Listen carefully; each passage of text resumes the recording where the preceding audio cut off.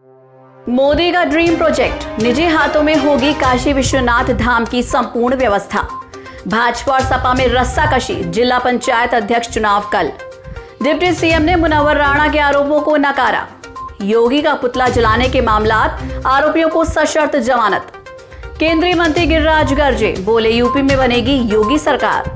अयोध्या परियोजना, योगी का आदेश, तय समय में पूरा हो काम, पर्यटकों का रखें ध्यान।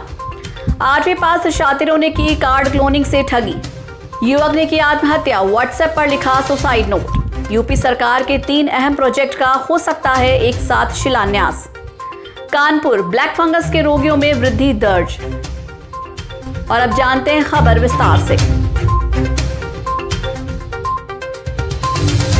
मोदी का ड्रीम प्रोजेक्ट, निजी हाथों में होगी काशी विश्वनाथ धाम की संपूर्ण व्यवस्था। काशी विश्वनाथ धाम प्रधानमंत्री नरेंद्र मोदी का ड्रीम प्रोजेक्ट के संपूर्ण संचालन की व्यवस्था निजी हाथों में रहेगी। इसके लिए ग्लोबल टेंडर जारी किया जाएगा। ये कंपनी श्री काशी विश्वनाथ विशिष्ट क्षेत्र विकास परिषद के अधीन काम करेगी। धाम में बन रहे सभी 24 भवनों की देखभाल के लिए पीपीपी मॉडल पर कंपनी का चयन किया जाएगा। मुख्यमंत्री योगी आदित्यनाथ की अध्यक्षता में बुधवार और गुरुवार 2 दिन तक बैठक में ये फैसला लिया गया। जिस कंपनी का चयन किया जाएगा वो सभी भवनों से आय के स्रोत विकसित कर बजट तैयार करेगी और इसी बजट से कॉरिडोर की सुरक्षा, बिजली व्यवस्था, संचालन और देखभाल पर खर्च किया जाएगा। कंपनी ही काशी विश्वनाथ धाम के लिए मानव संसाधन का बंदोबस्त भी करेगी। इस प्रोजेक्ट के तहत संकरी गलियों से भक्तों को मुक्ति मिलेगी। सीएम ने अधिकारियों से कहा कि काशी विश्वनाथ धाम बनने से पहले श्री काशी विश्वनाथ विशिष्ट क्षेत्र विकास परिषद और काशी विश्वनाथ मंदिर न्यास के कार्यों और जिम्मेदारियों का निर्धारण होना चाहिए, ताकि भविष्य में दोनों संस्थाओं के कार्यों के क्रियान्वयन में दिक्कत न आए। मंडलायुक्त दीपक अग्रवाल ने बताया कि कंपनी परिषद के लिए जवाबदेही होगी।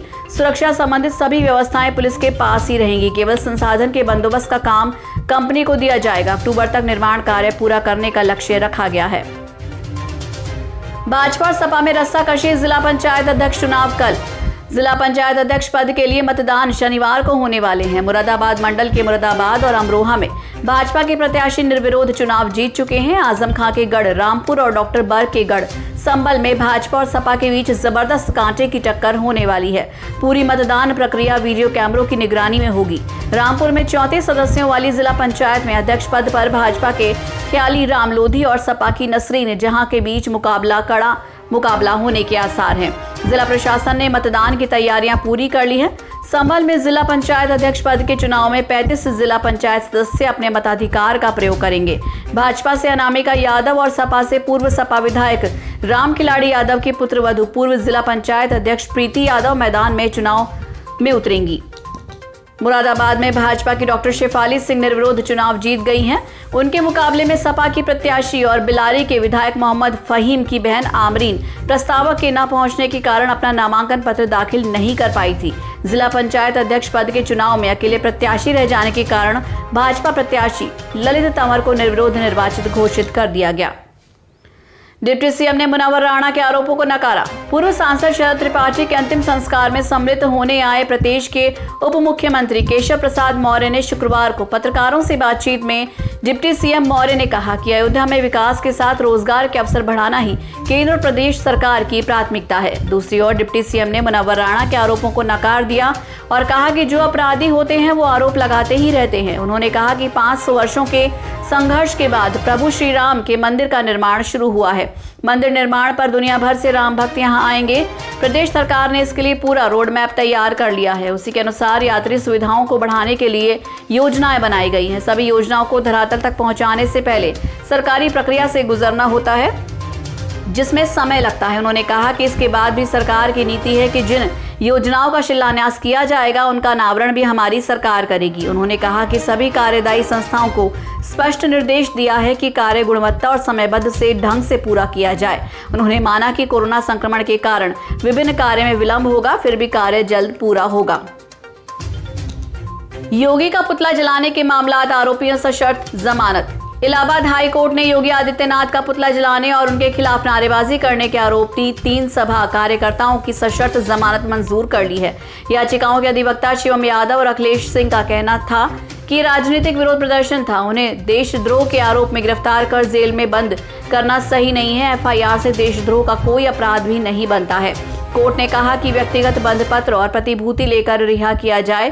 समादेश में कहा गया है कि संक्रमण के कारण प्रतिभूति दे पाने में असमर्थ होने पर 1 माह में प्रतिभूति जमा करने का आश्वासन लेकर रिहा किया जाए।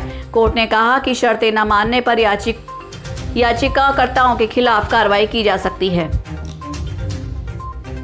केंद्रीय मंत्री गिरिराज गर्जे बोले, यूपी में बनेगी योगी सरकार। एआईएमआईएम अध्यक्ष असदुद्दीन ओवैसी के भागीदारी संकल्प मोर्चा के साथ यूपी विधानसभा चुनाव लड़ने के ऐलान को केंद्रीय मंत्री गिरिराज सिंह ने मुंगेरी लाल के हसीन सपने कहा है। गिरिराज सिंह बरेली में केंद्रीय पक्षी अनुसंधान संस्थान में गिरी ग्राम तकनीकी फार्म के उद्घाटन करने आए थे। इस मोर्चे में 10 पार्टियां और 5 साल में 5 सीएम के साथ 20 डिप्टी सीएम होने की बात कही गई थी। इसको लेकर पूछे गए सवाल पर गिरिराज सिंह ने कहा कि ओवैसी देश की सामाजिक समरसता को खत्म करना चाहते हैं, लोगों में जाकर भ्रम फैलाते हैं। कोई भी कुछ भी कहे, पर यूपी में योगी की सरकार ही बनेगी। जिसे मुंगेरी लाल के हसीन सपने देखने हैं वो देखे। अयोध्या परियोजना, योगी का आदेश, तय समय में पूरा हो काम, पर्यटकों का रखे ध्यान। मुख्यमंत्री योगी आदित्यनाथ ने शुक्रवार को आदेश जारी किया कि अयोध्या के सुनियोजित नगर विकास के लिए चल रही विकास की योजनाओं को तय समय में पूरा कराया जाए। अयोध्या के निवासियों के साथ श्रद्धालुओं, तीर्थयात्रियों और पर्यटकों की आवश्यकताओं को ध्यान में रखकर नगरीय योजनाएं लागू की जाए। मुख्यमंत्री लोक भवन में अयोध्या नगर निगम क्षेत्र में कराए जा रहे विकास कार्यों की प्रगति की समीक्षा कर रहे थे।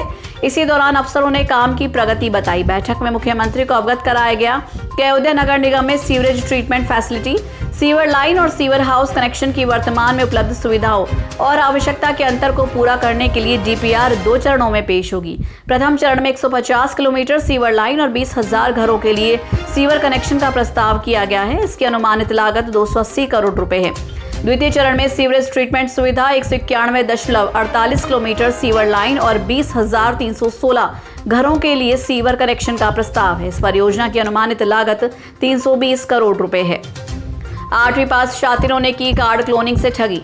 एसपी ग्रामीण हृदय कुमार के मुताबिक इंदौराबाग मोड़ के पास से गुरुवार देर रात कार सवार युवकों को पकड़ा गया, जिनमें प्रतापगढ़ जेठवारा निवासी धर्मेंद्र यादव, उमेश यादव, भूपेंद्र सिंह और अजहरा निवासी आलोक कोरी शामिल हैं। तलाशी लेने पर कार से अलग अलग बैंकों के 39 एटीएम कार्ड बरामद हुए। साथ ही कार्ड क्लोनिंग के लिए इस्तेमाल होने वाली स्कीमिंग डिवाइस भी मिली। एटीएम बूथ पर रुपए निकालने पहुंचे व्यक्ति को बातों में उलझाकर ठग उसका कार्ड हथिया लेते थे। धोखे से हासिल किए गए कार्ड को स्कीवर मशीन में लगाकर उसका डेटा चुरा लेते थे। गिरोह में शामिल युवक केवल 8वीं पास है। पूछताछ करने पर धर्मेंद्र ने बताया कि सोशल मीडिया प्लेटफॉर्म के जरिए उन्होंने कार्ड क्लोनिंग करने का तरीका सीखा था। आरोपी उमेश के मुताबिक रुपए निकाल रहे व्यक्ति को बातों में उलझाने के बाद वो लोग मशीन को हैंग कर देते हैं, जिस वजह से मशीन का कार्ड स्लॉट काम नहीं करता। चंद मिनटों में ही एटीएम कार्ड की पूरी डिटेल ठगों के स्कीमर में सेव हो जाती है। युवक ने की आत्महत्या, व्हाट्सएप पर लिखा सुसाइड नोट। वाराणसी में चोलापुर के उदयपुर के साई गांव निवासी 26 वर्षीय रितेश पांडे ने गुरुवार रात व्हाट्सएप पर आत्महत्या के लिए सुसाइड नोट का स्टेटस डाला और राजघाट गंगा पुल पर खड़े होकर खींची गई तस्वीर की डीपी लगाई। रितेश की अभी 7 मई को ही शादी हुई थी। शादी के अभी 1 माह भी नहीं हुए थे कि दोनों में किसी बात को लेकर आए दिन तकरार होने लगी थी। इस बीच गुरुवार दोपहर 3:30 बजे वो घर से अकेले ही निकला। बताया जा रहा है कि रितेश की उसकी पत्नी काजल से विवाद हो गया था। सुबह उसकी लाश दशाश्वमेध थाना क्षेत्र के मीर घाट पर मिली। पुलिस ने शव का पोस्टमार्टम के लिए भिजवा दिया है।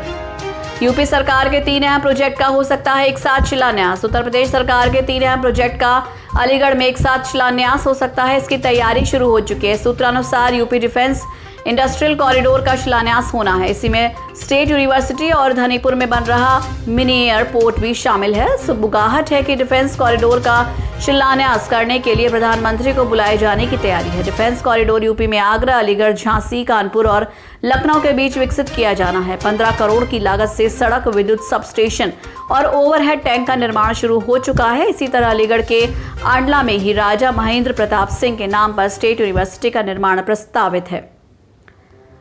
कानपुर, ब्लैक फंगस के रोगियों में वृद्धि दर्ज। कानपुर में ब्लैक फंगस रोगियों की संख्या में इजाफा दर्ज किया गया है। 3 रोगियों की टिश्यू बायोप्सी रिपोर्ट पॉजिटिव मिली है, जबकि 2 नए मरीज भर्ती कराए गए हैं और 3 को डिस्चार्ज किया गया। 1 मरीज की साइनस सर्जरी की गई है। समय 42 मरीज नॉन कोविड में भर्ती हैं और 3 रोगी कोविड वार्ड में। सीएमएस डॉक्टर शुभांशु कुमार के मुताबिक ब्लैक फंगस के मरीजों के लिए दवाओं का इंतजाम किया जा रहा है। 1-2 दिनों में स्थिति सामान्य हो जाएगी।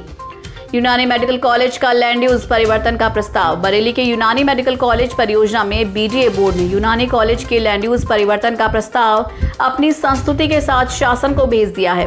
यूनानी मेडिकल कॉलेज का निर्माण बगैर लैंड यूज में बदलाव कराए नहीं किया जा सकेगा।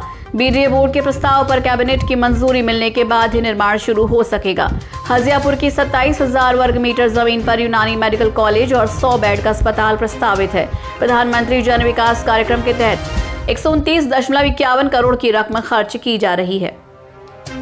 छेड़छाड़ से आहत किशोरी निधि जान। खजूरी गांव निवासी किशोरी के साथ गांव के युवक शादाब ने छेड़छाड़ की थी। इस मामले में 19 फरवरी 2021 को किशोरी की मां ने आरोपी के खिलाफ रिपोर्ट दर्ज कराई थी। बताया था कि 16 फरवरी को शादाब ने मोबाइल देते हुए बातचीत करने का दबाव बनाया था।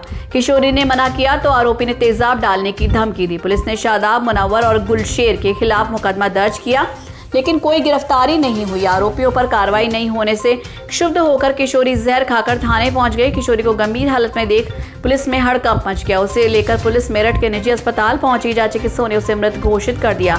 थाना पुलिस के खिलाफ जांच बिठा दी गई है। खबर उत्तर प्रदेश की में फिलहाल के लिए बस इतना ही। देश और दुनिया की तमाम अहम खबरों के लिए जुड़े रहिए शुभ 24 के साथ। Thank you.